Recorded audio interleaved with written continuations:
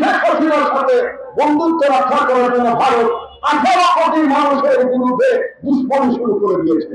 আমাদের দলের মহাসচিব তিনি প্রধান উপদেষ্টার সাথে দেখা করেছেন এবং বলেছেন আমরা আপনার সরকারের সাথে আছি, আমরা বর্তমান অন্তর্বর্তীকালীন সরকারকে সর্বাত্মক সমর্থন দিয়ে যাচ্ছি।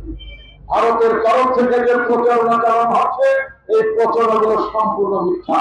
ভারতের উদ্দেশ্যে একটি কথা মাত্র বলতে চাই, সেটা হচ্ছে একটি দলের সাথে আওয়ামী লীগের সাথে বন্ধুত্ব এবং খাতির রাখার জন্য একজন ব্যক্তি শেখ হাসিনার সাথে বন্ধুত্ব রক্ষা করার জন্য ভারত 18 কোটি মানুষের বিরুদ্ধে দুষ্কর্ম শুরু করে দিয়েছে। একজন মানুষের সাথে বন্ধুত্ব রক্ষা করার জন্য ভারত বাংলাদেশের বিরুদ্ধে দুষ্কর্ম শুরু করে দিয়েছে। বাংলাদেশের মানুষ ঐক্যবদ্ধ আছে। বাংলাদেশের মানুষ অন্য কোন রাষ্ট্রের অন্য কোন শক্তির কাছে কখনো মাথা নোয়াবে না, স্পষ্ট ভাষায় বলতে চাই।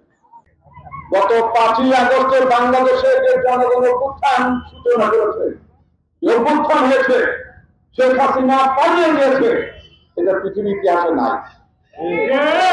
সমস্ত এমপি নিয়ে, মন্ত্রী নিয়ে, কয়েকজন বিচারপতি নিয়ে, পুলিশের ঊর্ধ্বতন কর্মকর্তা যারা জুলুমবাজ ছিল, যারা মানুষকে গুলি করেছে, নির্যাতন করেছে, খুন অংশীদার ছিল যে পুলিশ অফিসাররা, তারা অনেকে পালিয়ে গিয়েছে।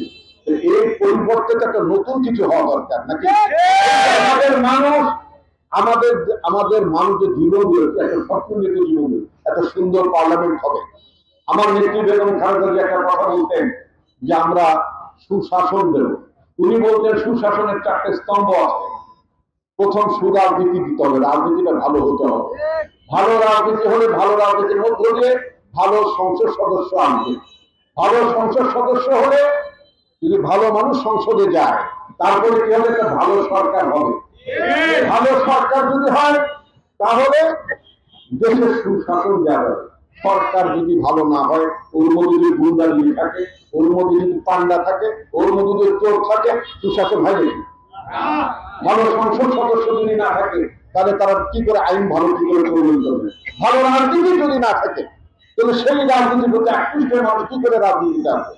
সেই জন্য আমাদের একটা পরিবর্তন দরকার। পরিবর্তনের কথা আমাদের নেতা তারেক রহমান, আমাদের পার্টির ভারপ্রাপ্ত চেয়ারম্যান তারেক রহমান একটা কথা বলেছেন, 5ই আগস্টের আগের রাজনীতি এবং 5ই আগস্টের পরের রাজনীতি সম্পূর্ণ আলাদা। এবং 5ই আগস্টের পরের রাজনীতি এটা হবে যে রাজনীতি আগে মানুষ করতো, সেই রাজনীতি মানুষ কিন্তু এখন পছন্দ করে না।